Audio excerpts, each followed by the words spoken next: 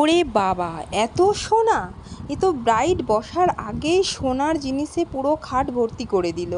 শুধু এটাই নয়, আরও ছিল। আমি বারণ করলাম, না হলে তো আমাদের প্রোডাক্ট রাখার জায়গাই থাকতো না। হ্যাঁ, এতটাই বিশ্বাস করে আমাকে আমার ক্লায়েন্টরা।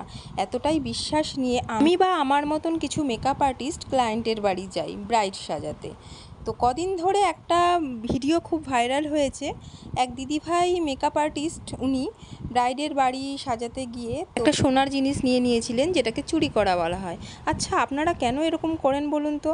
এমনিতেই এখনের সময় দাঁড়িয়ে উপরে ওঠার রাস্তাটা কতটা কষ্টের সেটা আপনিও ভালো করেই জানতেন, আর আপনি তার মধ্যে ওই সিঁড়ির মধ্যে কতগুলো কাঁটা ছড়িয়ে দিলেন। আচ্ছা, আমার মতন সকল মেকআপ আর্টিস্টদের এইভাবে অপমান না করলেই আপনার হচ্ছিল না? শুধু এতটুকুই বলবো, দিদিভাই আপনার সুবুদ্ধি হোক। সকল ক্লায়েন্টদের একটাই কথা বলার, একজনের জন্য সকল মেকআপ আর্টিস্টদের নিচু নজরে দেখবেন না।